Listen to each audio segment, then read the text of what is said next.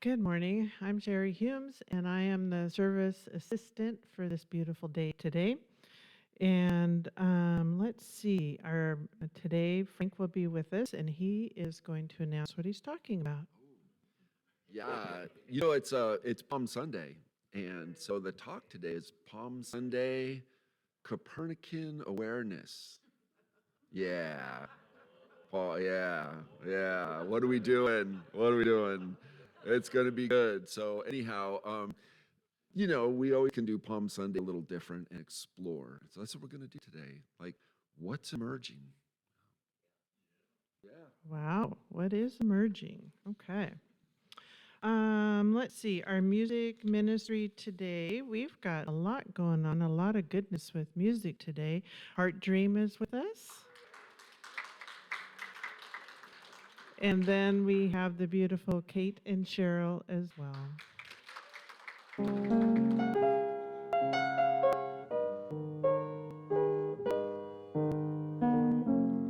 Heaven guide me, heaven show me the way, heaven guide me, heaven show me the way, when I'm lost and confused, heaven lead the way, when I'm reaching for you, will you meet me halfway?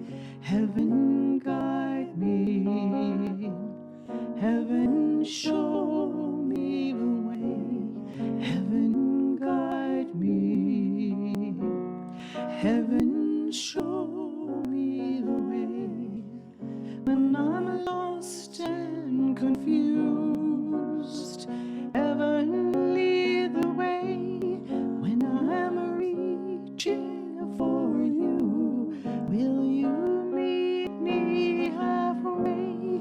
Heaven guide me, heaven show me the way, heaven guide me, heaven show me the way.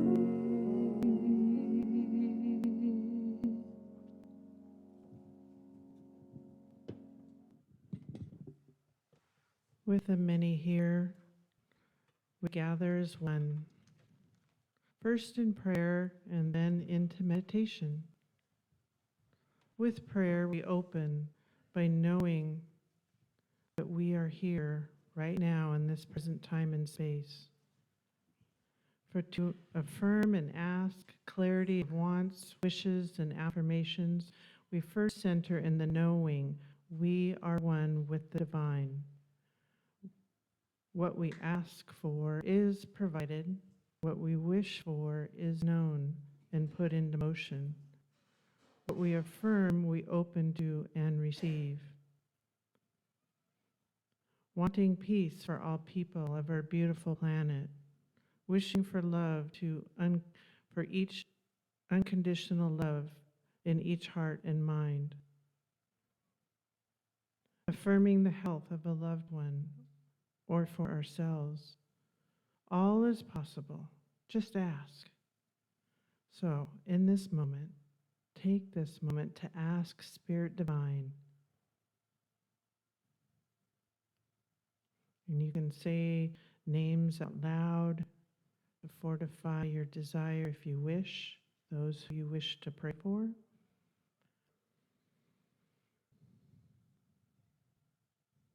And then know. Peace, be still, and listen. Now we move into a time of relaxing, refreshing meditation. Focus on your breath.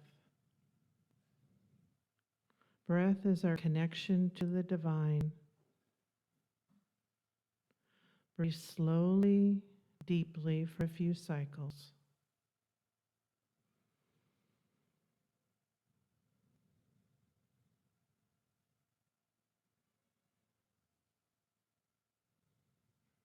Notice how your body relaxes and your mind quiets.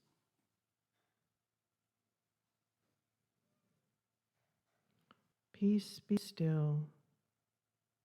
Be still and listen.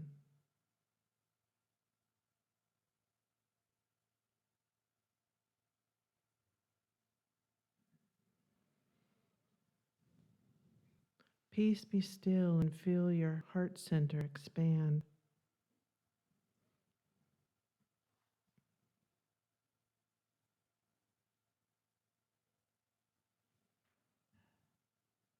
Breathe in.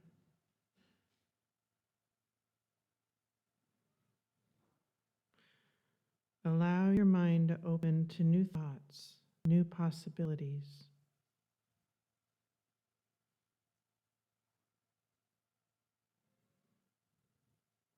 Peace, be still. Quieting, calming your body and mind allows you to relax, to realize all potential is here, now.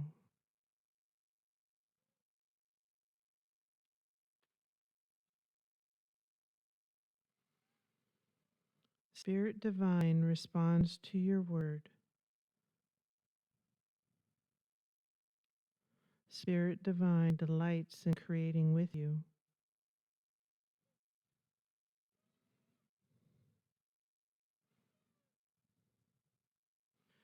Play with Spirit Divine to raise love, raise peace, raise well-being. Allow the bowls to guide you into creative play with Spirit Divine.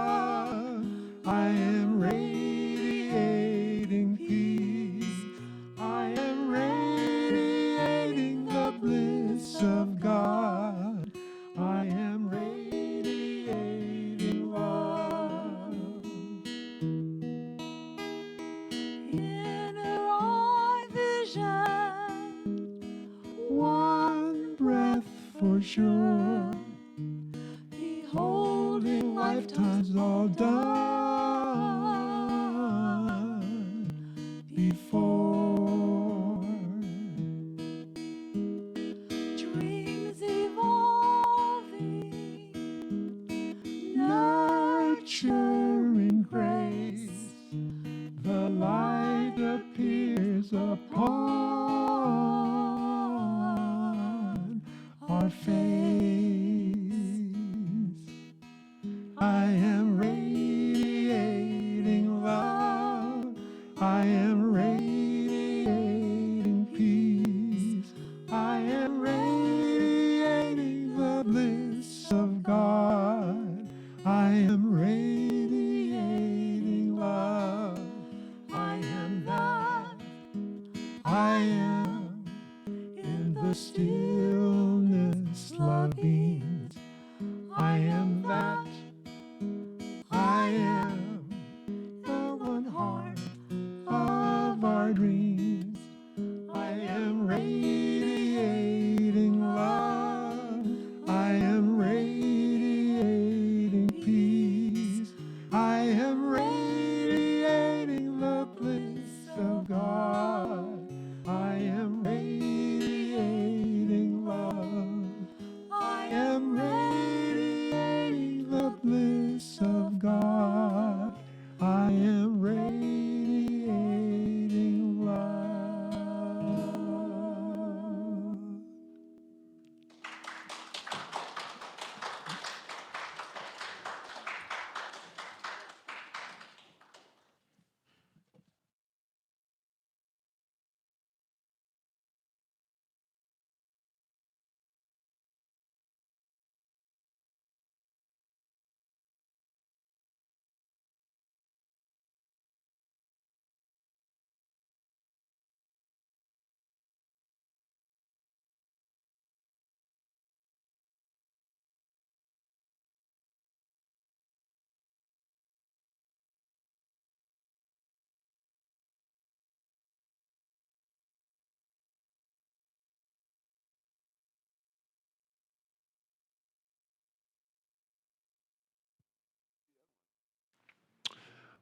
Okay, there it is. After I've been the minister here for 4 years, and as you know, I use some kind of symbol or prop or something every Sunday. I've never used an avocado before. And when you're like struggling to find a prop in the door, it's like, I can't think of a good one. You look up at the fruit basket and go, that'll work. And it will. Because I don't know, once upon a time I had some avocado and it gave me a terrible bellyache. And I think what happened was kind of like eating green bananas. I don't think it was very ripe. And I ate it. And so I was living with this mindset that said, I don't like avocados. Don't want to eat them. They give you a bellyache. Who the heck would eat these crazy things? And then, of course, my wife loves avocados. And so she would try this one. And one time we cut it up and it was really ripe, like this one, nice and soft and mushy. And lime, salt, pepper on buttered toast. Oh my God. I eat a lot of avocados now. And the point is, I thought one way, and now I saw something different. It's a pretty simple concept, right? And I thought it was like this. I thought I didn't like avocados. I thought, how could anybody like avocados? I mean, I just projected this on the world. What are these crazy people? Who eats all these avocados? And then I realized that I just saw it different, tasted it different, smelt it different. And so this is Palm Sunday. And in Palm Sunday, boy, there's a lot of choices here for which way to go with this, because Palm Sunday, there's just so much there. But I want to tell you a story. I think we know about Palm Sunday. Mostly Jesus is on the way with the disciples, and they're going up to Jerusalem. I always say go up because it's up a hill, but they were south. You know, Jesus was in Galilee and didn't spend a lot of time. And this year, my 4th year, I've been sticking with the Gospel of Mark, And in the Gospel of Mark, it's like Jesus apparently was never there before. I mean, Jerusalem was the capital, and if you were part of this group called the Judeans, which later called the Jews, Jerusalem was the place, but Jesus was way up north. He was in Nazareth, this little town that probably nobody barely heard of. And so and finally going down with the disciples. And it seems like in this story that we've named Mark, this writings that we found, and we just call them Mark. That was called Mark years later. The actual thing doesn't have a title, but we have this writings, and it seems like Jesus is up north, but almost from the very start, he's talking about eventually I got to go to Jerusalem. Eventually, I got to go up this hill. I got to go to the sea. I got to go to Jerusalem. And he's telling people, and the first time he tells his disciples, we're going to go to Jerusalem. And they get in an argument. And the argument, it was specifically James and John, these brothers. And he's like, what are you arguing about? And they're like, well, we're trying to figure out who's the greatest one of us disciples. Which one of us is best? So you're going to see it different. Here's the switch. And I'll tell you, it's so amazing. It almost seems comical. But then again, when I really look at our own ego structure, the way we always sort of do act, if we're honest with ourselves, we do this stuff, right? And Jesus says, well, in this thing, I'm calling the reign of the divine, the reign of God. That's not how it works. That's not how it works. There is a new way. I'm going to take a side note here, just set a stage for a second. This thing we call the reign of God. You know, there's this way of understanding all this story of the gospel. Have to understand it in the context of the Roman Empire. Have to. This was the game in town. And the Romans terrorized people. People lived in a state of constant, oftentimes, it was easy to be in a state of fear, of feeling terrorized. At any time that these people can come in and take your land, create terrible crimes, kill you with impunity, nothing to stop them, but make you do all sorts of terrible things, steal people, disappear people, torture people. This was their reality. And Jesus came in and said, yeah, I know you're talking about the empire of Rome. I want to talk about the empire of God. And I know you want to say things like Caesar's Lord, but people started saying, oh, the Lord is, that this is where these words come from. Caesar's Lord. No, Lord is something else. It's this I am consciousness that Jesus talked about. The Lord, this peace is this peace in our heart that determines the truth of our nature. That's what this thing Lord is. They talked about Caesar being father, the great father, of the nation. So Jesus says, no, there's a different father, and it's divine. This is why these words were so important at the time. The context, the sort of the way people thought was this is it. This is how the world is. You've got the Roman Empire, so if you want to defeat it, you need to go and beat it in the way that it is set up. So it's got soldiers, you need soldiers. It wants to dominate, you need to dominate. It wants to have laws, you need to have the same. You need to fight it on the same plane that you see this thing that's upsetting you. On the same plane. And it actually happened like years before Jesus. There was a major war against, the Maccabees and against the Greeks, so the Romans. And there's history. If you read the Hebrew scripture, it's just thousands of years of history, these battles back and forth and back and forth. And even right after Jesus' time, just some 30 years later, there was a revolt. Rome wants soldiers, we'll show up with soldiers. Rome won the day. Jerusalem was destroyed. There's just one piece of the temple left, one of the wonders of the world. It was totally destroyed. And the people went into diaspora. And so many people, the Judeans at the time, the people of this tradition, of this Israeli tradition, were into the diaspora. They went all over to Egypt, to Rome, to Turkey, to Syria. They had to move. And then just another 56 years after that, the Bar Kokhba War, even bigger. Guerrilla warfare, the Judean, the people at the time started another war. And they said, we don't know, it's historical, trying to figure out, but like 500,000 people were killed. At this point, the Judeans weren't even allowed to go into the temples. Like, no more. You cannot come to Jerusalem. Go. We're done with you. Leave. And the diaspora. You have to know the history. This is the kind of thinking that was going on. If you want to fight the Roman Empire, we need a different kind of empire. We're going to fight it like for like. And Jesus is saying, there's another way. You might like avocados. Try this. I've got another way. When you see the violence, and when people do something to you, instead of saying, how are we going to get him back, you say, I forgive you. Oof. Really? But you don't know how those Romans are. When the Roman centurion came and said, would you heal my son? Jesus said, go home. Your faith has made him whole. What? To a Roman? What? The way it worked is, in this kingdom, the way it worked, it was very hierarchical. Win, lose, top down. Who's in charge? I win, you lose.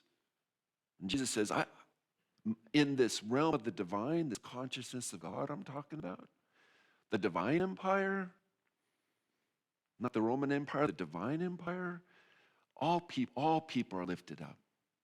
Oh, you just need to see it. And they said, well, when's this reign coming? It's coming. The Roman rule came, so now this God rule needs to come upon us. And Jesus says, it's not coming. Stop going and thinking, when's it going to come? It's not something you build. It's not something you create. You see it. It's here. It's already here. The way we do it is we see it. We just see it. How do I see it? I'm going to build this kingdom. James and John, we're arguing, who's going to be the greatest?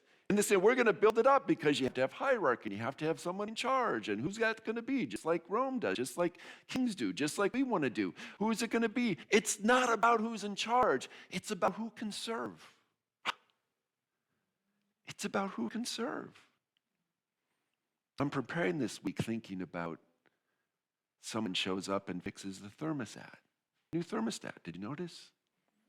Who can serve? Who shows up to serve? Every Sunday, we have all the food and all the treats. And if you hear at 2 o'clock in the afternoon, the kitchen's totally spotless and cleaned up. Who can serve? Thank you, thank you. Thank you to all of you who do that. And I'm out the other day and I hear chainsaws. The stubs, this old maple trees. Who's out there cutting maple trees? Thank you, thank you. I didn't call them. I didn't even know. Who's outside cutting trees? Cleared up the maple trees. Truck's on. Who can serve? Thank you. Who can serve? This realm of the divine, deep in service. And so Jesus is on his way up to Jerusalem, and the crowds start gathering, and all the people are around. And someone starts yelling out, who is it? It was a blind person. Bartimaeus was this person's name. Who's walking by? I hear the crowds yelling. And everyone's telling, stop yelling, you're bugging everybody, shut up. And he yelled all the louder, Jesus, son of David, have mercy. And Jesus goes, call him over. Bartimaeus means the son of Timaeus. And Timaeus, this is a funny word in Hebrew, but it means polluted or contaminated. It's like the root word. So it's the son of something that's contaminated. Contaminated what? Maybe contaminated on the way we're thinking about things. Polluted about the way we're thinking. And he says, I can't see. Well, of course you can't see what I'm trying to show you, says this consciousness, this I am consciousness, this Christ consciousness is represented in the story by this person, Jesus. Of course you can't see because your mind is full of stuff that's not allowing you to see. So what do you want? I want to be able to see. He said, well, your faith made you whole. I always loved Jesus. Jesus healed him. Jesus just went, you did it. Constantly. In the stories, people go, well, Jesus healed him. And if you really read the story, Jesus says, what do you want? I want to be healed. Cool, your faith did it. And they could see. Then he could see. Then he could see. I did a talk not too long ago that's called Clean Up Your Clicks. You want to be a Bartimaeus, the son of a polluted child with a polluted mind? Oh man, what are you looking at on your phone? Which station are you watching on TV? What information are we choosing to take in? And then we say we can't see this divine realm.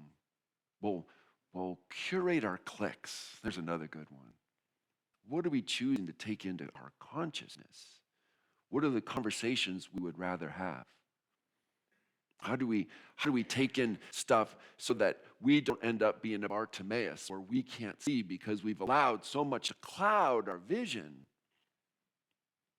And what is the higher consciousness? What are the kind of messages that allow to come into our vision so we can see this reign, this realm, this consciousness of the divine?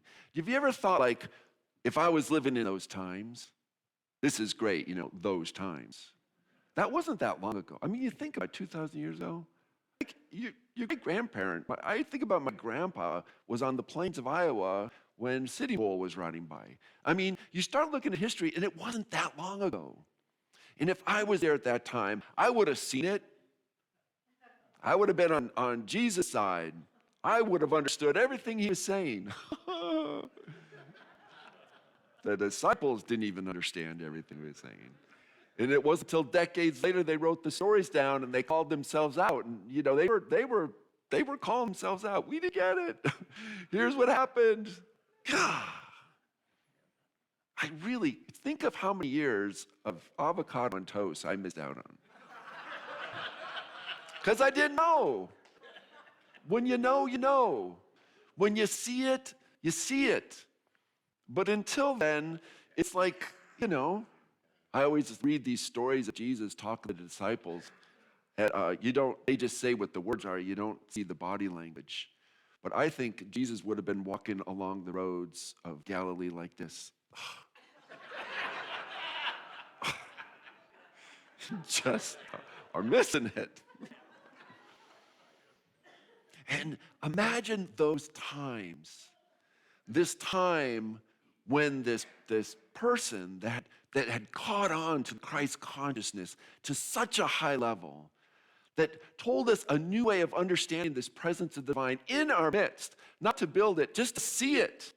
It's like a radio. Like there's no such thing as, the Q102 or whatever the radio station. And then you get a radio, you turn on and it goes, oh, it was there all along. Yeah. It's there all along. We're just finding that divine vibration. We're just tuning our vibration, our sensibilities into this divine channel until we feel it and we see it. And all the way up the path, Jesus telling stories about, and we're moving into Holy Week, right? This is Holy Week, and what happened, we know he enters Jerusalem, and then there's Good Friday, and then he's killed, and people are torturing him, and what does he say to him? I forgive you. You don't know. You just don't get what you're doing. I forgive you. Unheard of. Someone says, go and do, but I forgive you. I will love you despite. I love you.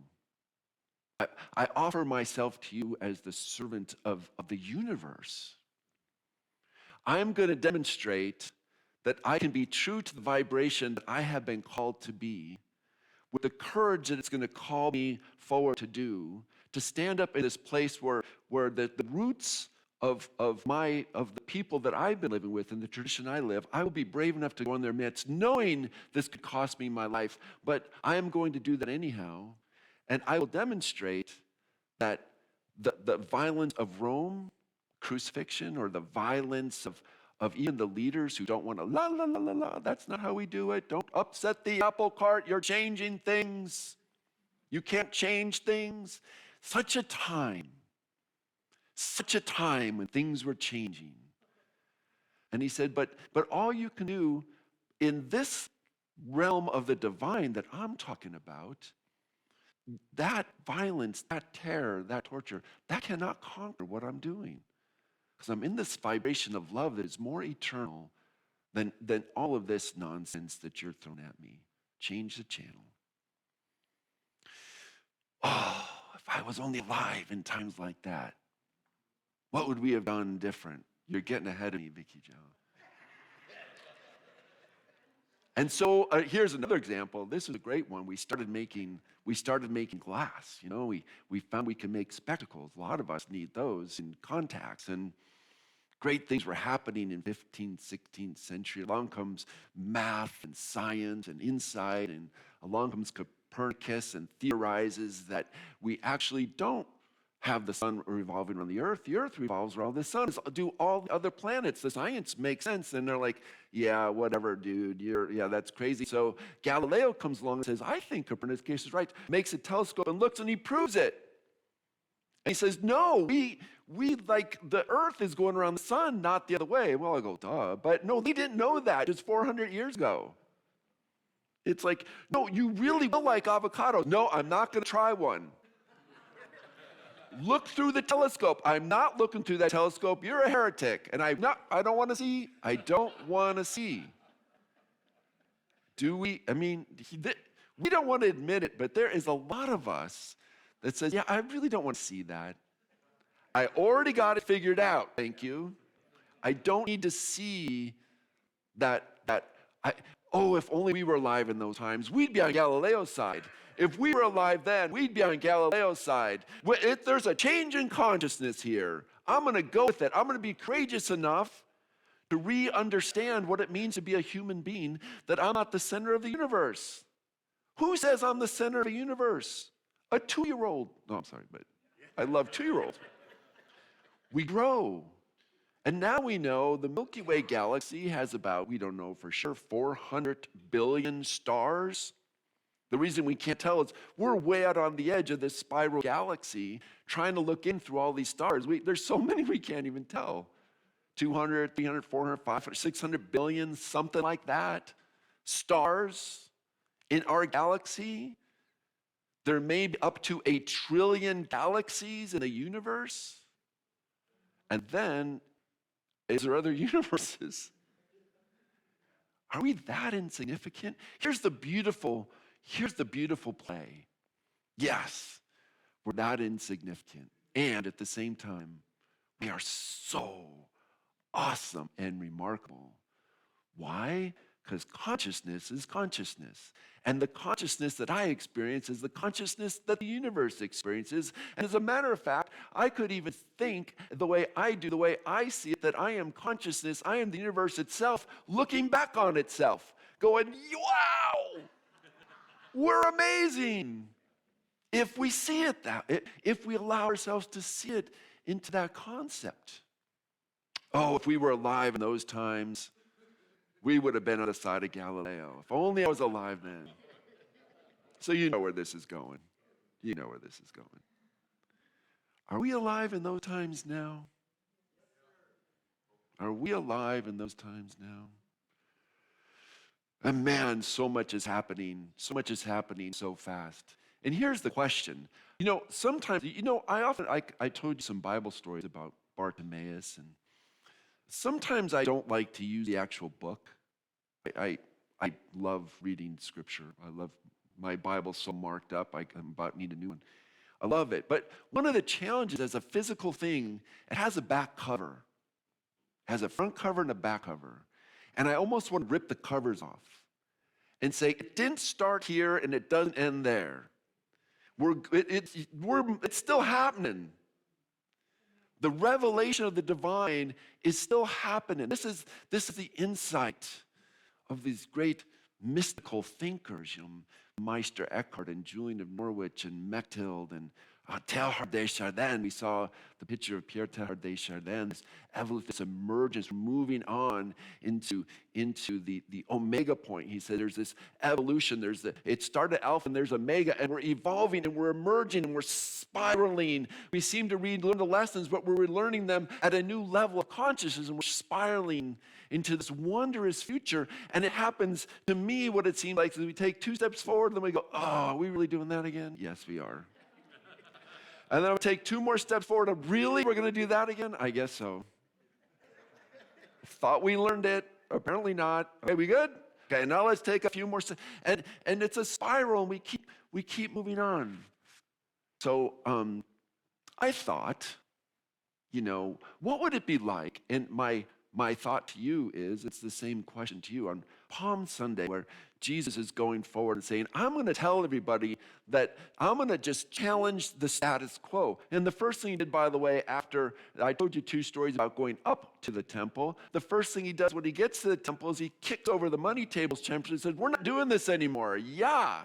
They probably still did it, but got people mad at him. He said, time to see it anew, see it new, and time to act in new ways and do that as a community. First, we see it anew, and then we act anew. We see it, we understand it, and then we act in a different way. In the action of the new way, we get feedback to understand, am I seeing it the new way, and is this working, and is this all in harmony? See it anew, and then act anew. See it, and then act. So I wondered on Palm Sunday, if there was a new way, like what would be the new way we're seeing things? What would be, so I had fun. I had a long conversation with somebody, and I said, here's some ways I'm seeing it anew. And I just wrote a few ways down. They're not all anew, but I'm just going to share them with you. And I encourage you, pull out your journal and write down how you're seeing it as well. Like, what do you see as new breakthroughs? I wrote down and I chatted with a friend called ChatGPT, and I said, I see it this way. What would you call that? What would you call that? I see it that I'm both very focused on the human project and humanity itself and the value, the intrinsic value of every single human person on this level. And not only that, but every person has value as a physical being and as a mystical being. As a mystical being, we connect to the divine in ways that are just outside of what we can even possibly understand on the physical structure of things. And he goes, oh, you mean mystical humanism? Sure. Mystical humanism. I've never heard of that one before. And I said, also, Thich Nhat Hanh told us about this sense of interbeing. And it just connects me that not only on a physical level, it's everything interconnected. And that's not even the right word. Everything interbees. Deeper than connected, like it's over there and I'm over here and there's this connection. It's like we're totally being within interbeing with each other. And with all of nature, we interbee with all of nature. And even on the level of consciousness, we interbee on consciousness. And we don't know what consciousness, there's lots of talks about consciousness, what exactly consciousness. You can go on there and read all, what about consciousness? There's a million different theories, but where I land on it, where it feels like I'm in the thread of unity and in the thread of Teilhard de Chardin, the thread of the mystics, is consciousness predates humanity. Capital C consciousness is the energy of the divine. And we aren't just creating it from our brains, we're being pulled into it. We're being pulled into the world, the universal world of the universal consciousness, so that there's a common consciousness, a creative consciousness that we tie in, and that's why we feel so interbeed with each other. Is that a word, interbeed? What's that called? And ChatGPT said, oh, the interbeing paradigm. I said, yo, that sounds good.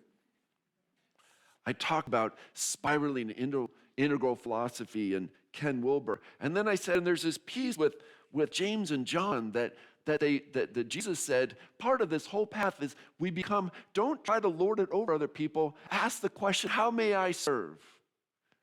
And ChatGPT said, oh, the Seva paradigm. Seva is a word that comes, I know it from Sanskrit, from the Vedic tradition, maybe from the Buddhist tradition, I'm not sure. Seva, it's an Eastern world. And it just means service. The service paradigm. And then I found out there's whole schools of thought that just say the whole way of showing up is, how do I serve? How am I here for others? And then discovering in that service, I find so much of myself. In serving others, I find the truth of my own nature. And finally, I thought to myself, the other piece that's so important is whatever we do, the way we understand. And it used to be like here's humanity and here's everything else dominating.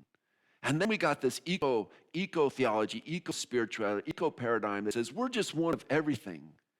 And now there's this eco-service paradigm that says this, if you just draw it all, we stand at the bottom holding it all in love and saying, as human beings on this planet Earth, how do we love it all and serve it all and interbe with it all and feel connected with it all. And I said, and then I played with ChatGPT and I said, how do I put this all together into one thing? And we came up with the unitive consciousness philosophy. Well, ChatGPT is free. Go do it yourself. See what your philosophy of life is. Unitive consciousness philosophy, which sounds a lot like, if you were shorten that, you might just go unity, but maybe that's a little too easy. The sense that as I go, you go, as we go, as Earth goes, we're all interbeing, we're all interloving, we're all interserving, we're all interunderstanding, and we're moving all together towards this, what Teilhard calls this omega consciousness, this final consciousness, this place, this sense, this understanding that Jesus had called the reign of the divine.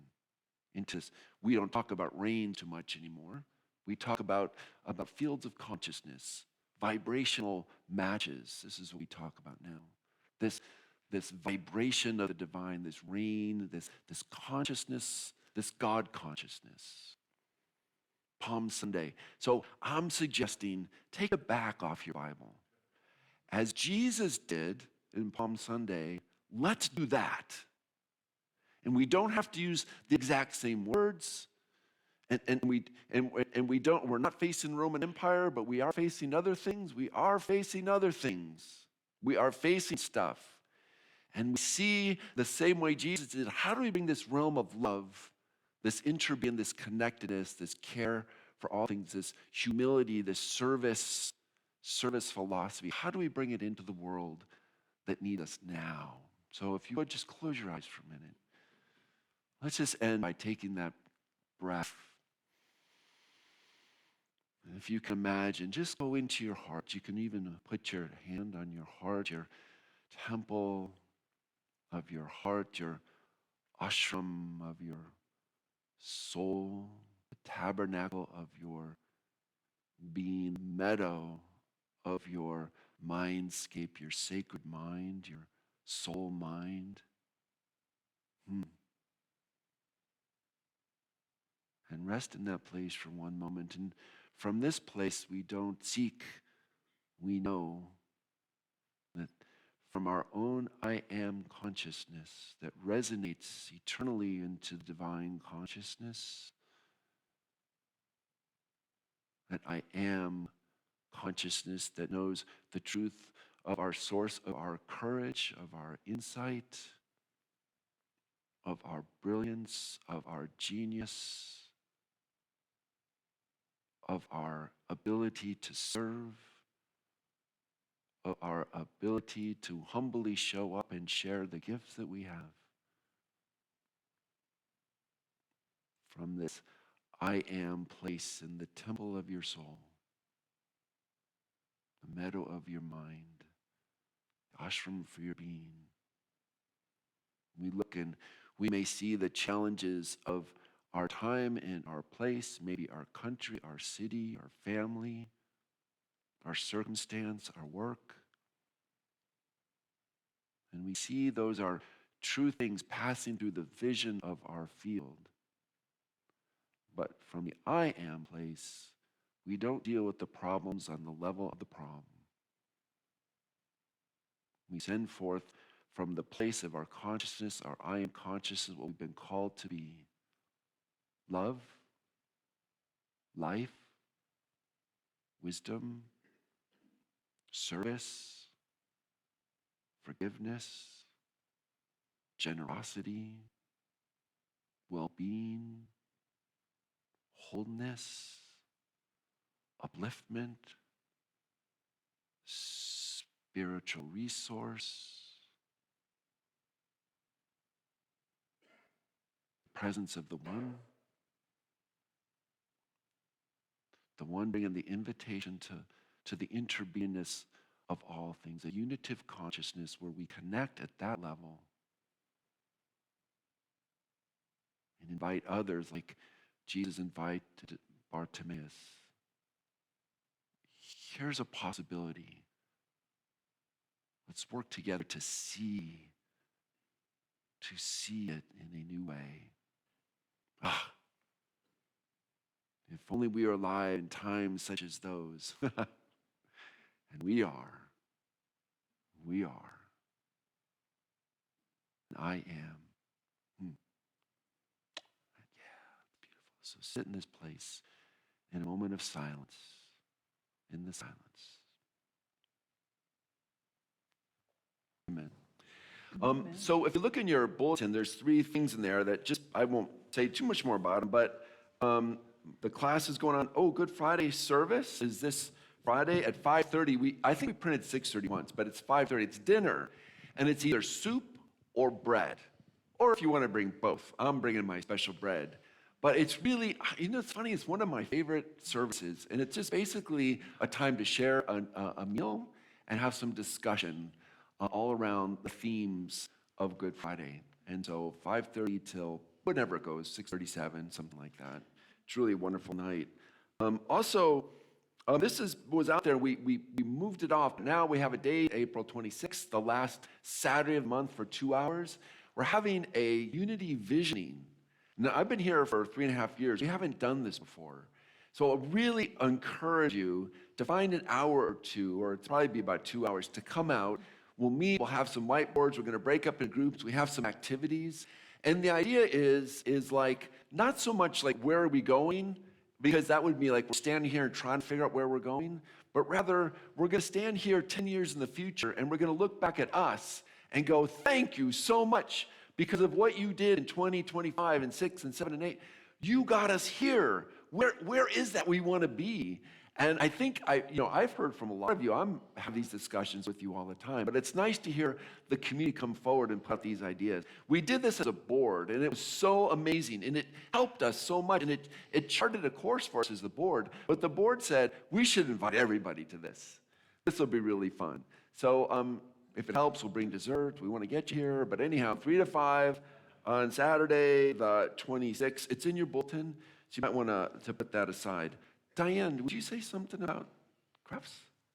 Yeah.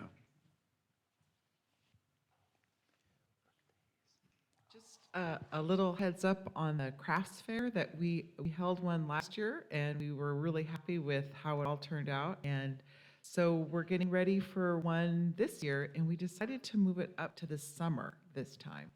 And we'll see maybe about offering it again closer to the holidays. But so our date's going to be August 10th. So if you're interested in crafting or displaying crafts, there'll be more sign up coming out soon. But it's just a fun way to share in our creativity. And then we'll be having some collective craft days together, which stay tuned. But for now, just know August 10th. Shari? Thanks, Dan. Just a second, I have to put a different hat on.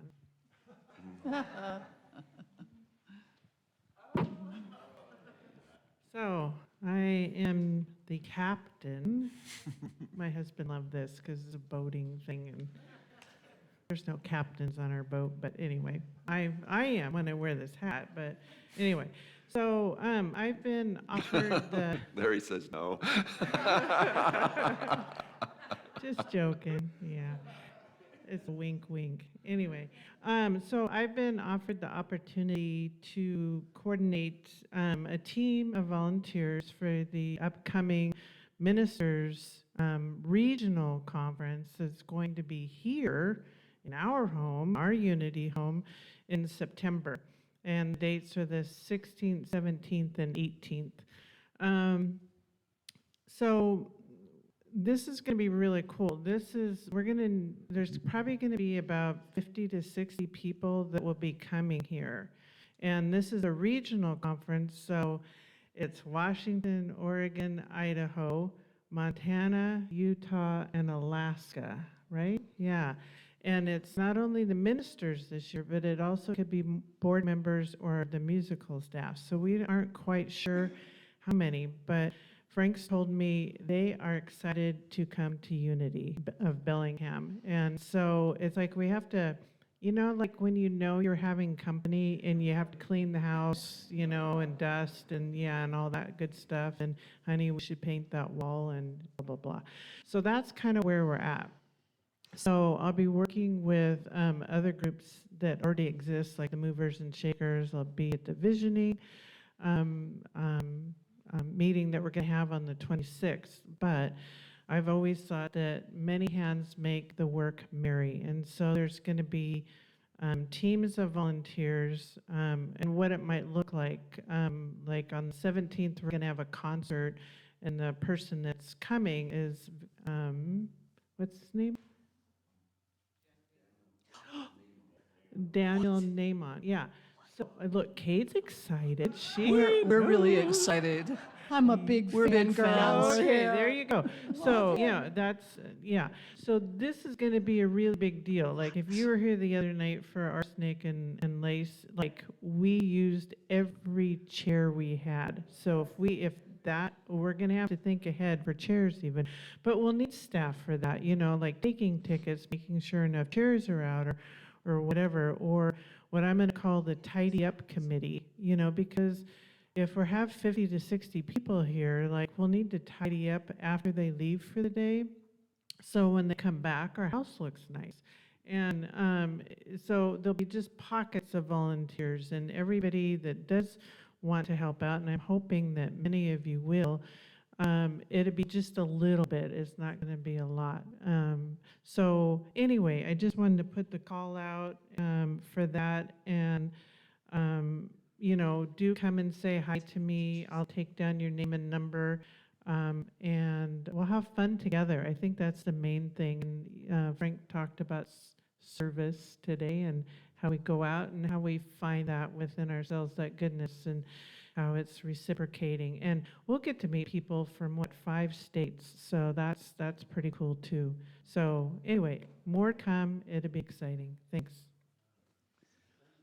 Two last things. You know, second Sunday is always our Earth Care Sunday.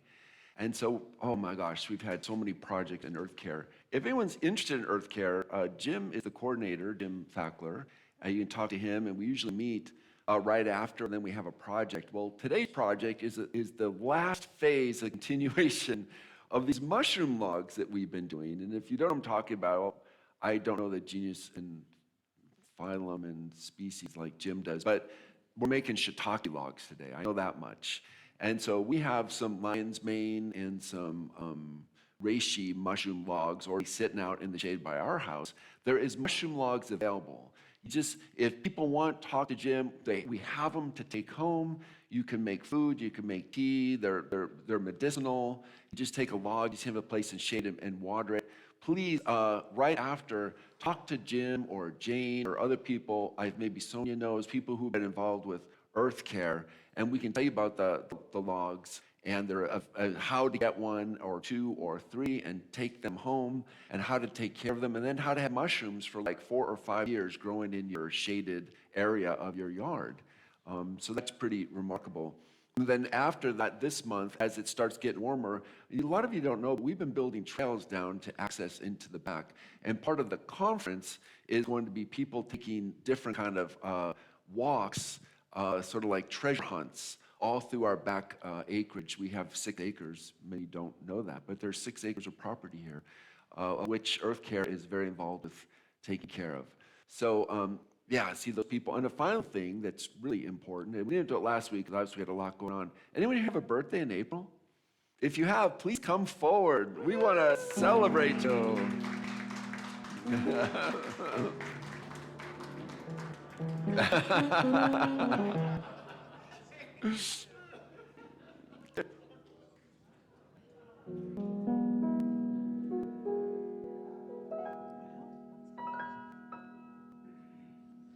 Happy birthday to you. Happy birthday to you. Happy birthday, dear friends. Happy birthday to you. God is blessing you now. God is blessing you now. God is blessing